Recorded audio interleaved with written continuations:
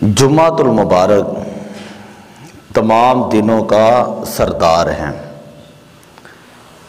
جمعۃ المبارک کے اندر جو شخص غسل کرتا ہے، خوشبو لگاتا ہے، غیر ضروری بال صاف کرتا ہے اور اہتمام کے ساتھ اللہ کے گھر کے اندر حاضری دیتا ہے، تو حضور علیہ الصلوۃ والسلام نے ارشاد فرمایا، اللہ تبارک و تعالی اس بندے کے پچھلے جمعے سے لے کر اس جمعے تک جتنے گناہ ہوتے ہیں اللہ تعالیٰ ان کو معاف فرما دیتا ہے۔ پھر ایک حدیث پاک کے اندر ہے کہ حضور علیہ الصلوۃ والسلام نے فرمایا، یہ جو جمعہ ہے یہ مسلمانوں کے لیے عید کا دن ہے، تو جس طرح ہم عید والے دن بڑا اہتمام کرتے ہیں، صاف ستھرا لباس پہنتے ہیں، خوشبو لگاتے ہیں اور یہ سعادت سمجھتے ہیں کہ پہلی صفوں کے اندر ہمیں جگہ مل جائے، ہم اللہ کے گھر کو آباد کریں، تو اسی طرح آج رمضان المبارک کا پہلا جمعۃ المبارک ہے۔ تو میری آپ تمام احباب سے یہ گزارش ہے کہ پورے اہتمام کے ساتھ مسواک کریں، خوشبو لگائیں، صاف ستھرا لباس پہنیں، غسل کریں، اہتمام کے ساتھ وقت سے پہلے، یہ نہیں کہ امام صاحب کا انتظار کریں کہ وہ تقریر چھوڑ دیں۔ ویسے آج ہم شہزادی کونین اور خیر النساء حضرت سیدات الزہرا سیدہ فاطمہ رضی اللہ تعالی عنہا آپ کے بارگاہ اقدس کے اندر خراج عقیدت پیش کریں گے، تو میری اس حوالے سے بھی تمام احباب سے گزارش ہے کہ کم از کم 1:10 تک آپ یہاں پر ہوں، تاکہ ہمیں پتہ ہو کہ ہم نے کوئی بات کسی کو سنانی ہے۔ عام طور پر ہوتا یہ ہے کہ چھوٹے چھوٹے بچے آ جاتے ہیں اور بڑے لوگ جو وہ گھروں کے اندر ہوتے ہیں۔ خیر، میں حدیث پاک بیان کر رہا ہوں، حضور علیہ الصلوۃ والسلام نے ارشاد فرمایا، الجمعۃ مکفر، جمعہ جو ہے وہ جب انسان پڑھتا ہے تو اللہ تعالیٰ اس بندے کے پچھلے جمعے سے لے کر اس جمعے تک جتنے صغیرہ گناہ ہوتے ہیں اللہ تعالیٰ ان تمام گناہوں کو معاف فرما دیتا ہے۔ جب انسان جمعے کے لیے آتا ہے تو اللہ کے فرشتے رجسٹر لے کر دروازوں کے اوپر جو ہے وہ بیٹھ جاتے ہیں، اور جو بندہ سب سے پہلے اللہ کے گھر کے اندر جمعہ پڑھنے کے لیے آتا ہے، وہ فرشتے اس کے نامہ اعمال میں 1 اونٹ کی قربانی کا ثواب لکھ دیتے ہیں۔ پھر جو بندہ دوسرے نمبر پر آتا ہے اس کے نامہ اعمال میں درمیانہ جانور جسے ہم گائے بیل کہتے ہیں، وہ فرشتے اس کے لیے درمیانے جانور کی قربانی کا ثواب لکھ دیتے ہیں، اور جو بندہ تیسرے نمبر پر آتا ہے اس کے لیے چھوٹے جانور کی قربانی کا ثواب جو وہ لکھ دیتے ہیں۔ اور پھر حضور علیہ الصلوۃ والسلام نے فرمایا، جب امام ممبر کے اوپر خطبے کے لیے کھڑا ہوتا ہے تو فرشتے وہ رجسٹر بند کر کے اسی طرح صفوں کے اندر آ کر بیٹھ جاتے ہیں اور اللہ تعالیٰ کے فرمان کو جو ہے وہ بڑی توجہ کے ساتھ سننا شروع کر دیتے ہیں۔ ایک حدیث پاک کے اندر یہ آتا ہے، حضور علیہ السلام نے فرمایا، جمعے والے دن ایک گھڑی ایسی ہے، انسان جو دعا کرے اس لمحے کے اندر جو بھی دعا کرے اللہ تعالیٰ اس بندے کی دعا کو اسی وقت قبول فرما لیتا ہے۔ صحابہ میں سے کسی صحابی نے عرض کی، یا رسول اللہ، آپ یہ کرم فرما دینا کہ آپ بتا دیں وہ کون سا لمحہ اور کون سی گھڑی ہوتی ہے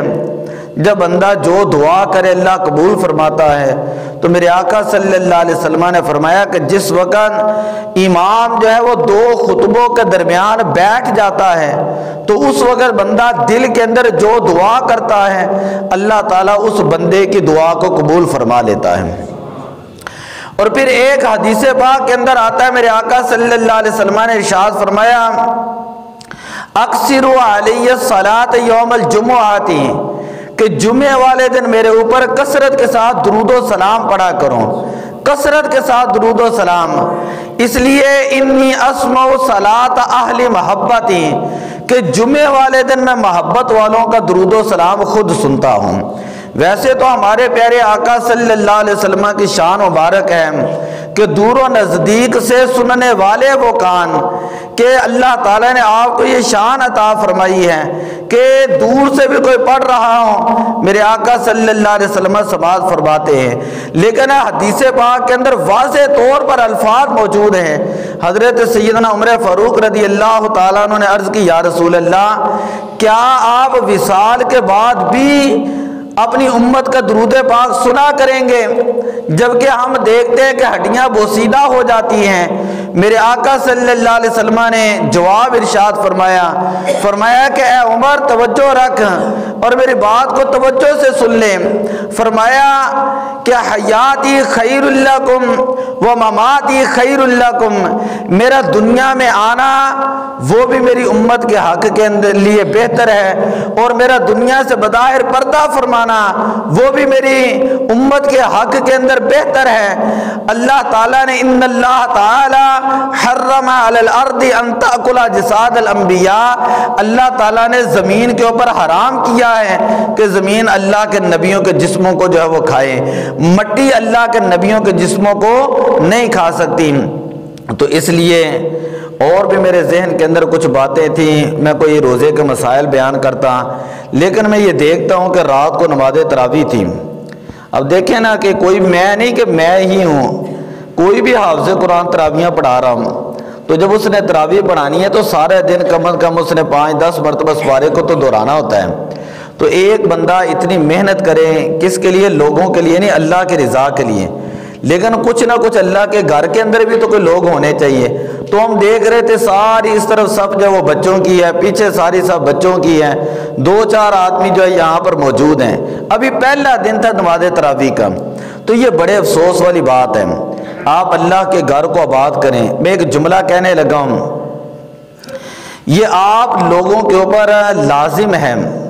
کہ آپ اللہ کے گھر کا حق ادا کریں۔ اگر آپ اللہ کے گھر کا حق ادا کرنے ہی نہ کریں گے تو قیامت والے دن اللہ تعالیٰ کی بارگاہ میں آپ سے اس بارے میں پوچھ ہوگی کہ آپ نے اللہ کے گھر کا حق ادا کیوں نہیں کیا۔ بھئی یہ رمضان شریف کا مہینہ ہے، اللہ کی رحمت کے دروازے کھل جاتے ہیں، جہنم کے دروازے بند ہو جاتے ہیں، اور اسی طرح شیاطین جکڑ دیے جاتے ہیں۔ تو اتنا بڑا محلہ، جس طرح منہ کر لیں، اس طرف دیکھ لیں، اس طرف دیکھ لیں، جہاں مرضی دیکھ لیں، دنیا ہی دنیا ہے۔ لیکن تراویحوں کے وقت رات کو 2-3 بندے موجود تھے۔ تو یہ ایک بڑے دکھ والی اور درد والی بات ہے کہ ہم اللہ تعالیٰ سے امید یہ لگاتے ہیں کہ اللہ تعالیٰ ہمارے لیے آسمان سے من و سلوہ نازل کریں،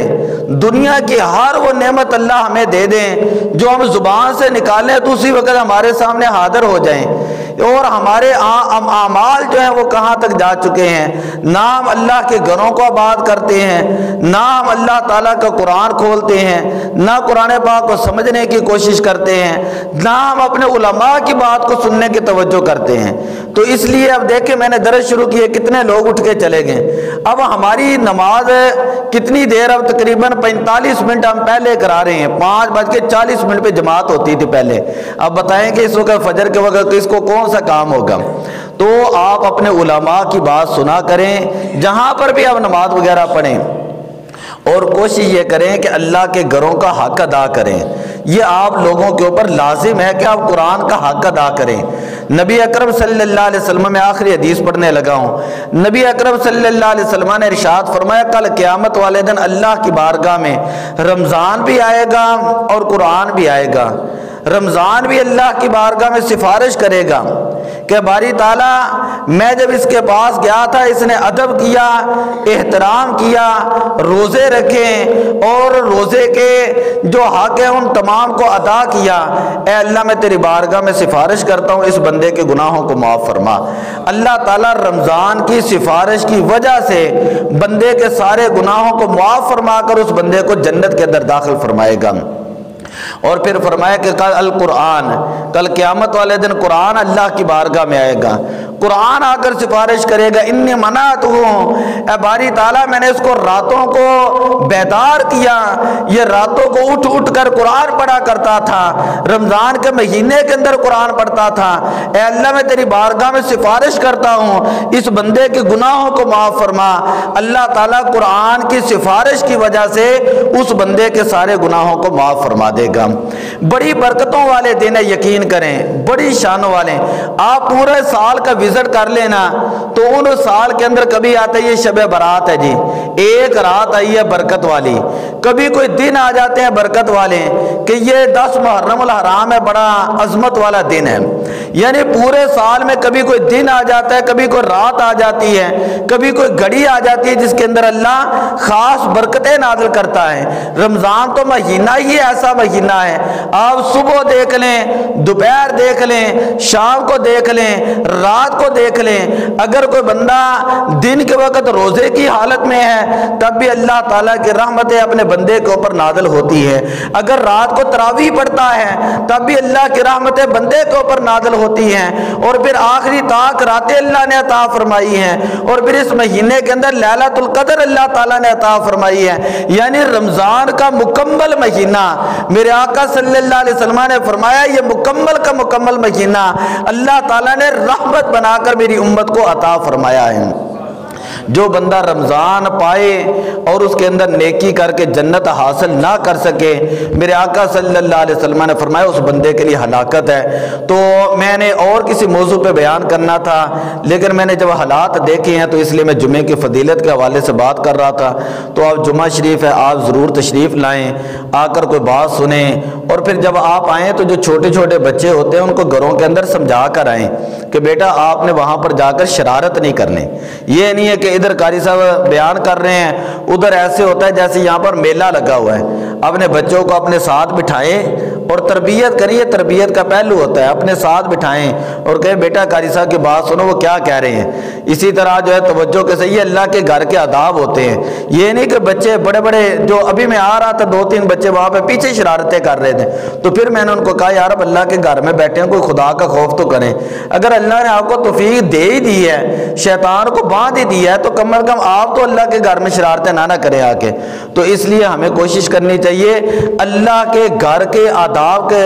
کا لحاظ رکھیں، اور ہم یہ سمجھیں کہ ہم اللہ کی بارگاہ میں آئے ہیں، ہم یہ تصور کریں کہ ہم اللہ کے گھر میں آئے ہیں اور اللہ کے گھر کے کچھ آداب ہوتے ہیں۔ آج کو بندہ کسی MP-MNA کے پاس چلا جائے نا، یا کسی مہمان ہی چلا جائے، ماں باپ کہتے ہیں یہ کپڑے اس طرح کے پہنو، لباس اس طرح کے پہنو، بیٹے وہاں پر جا کے شرارت نہیں کرنی، کوئی چیز وہاں پر نہیں مانگنی، وہاں پر بڑے سلیقے سے بیٹھنا ہے، طریقے کے ساتھ بیٹھنا ہے۔ یعنی اگر کسی دنیا دار کے گھر کے اندر جانا ہونا تو ہم اپنے بچوں کی بڑی تربیت کرتے ہیں، تو یہ اللہ کا گھر ہے، آپ خود بھی تربیت اپنی کریں، خود اپنی اصلاح کریں اور ساتھ ہی اپنے بچوں کی اصلاح فرمائیں۔ دعا اللہ تعالیٰ عمل کی توفیق عطا فرمائے۔ الصلاۃ والسلام علیک یا رسول اللہ۔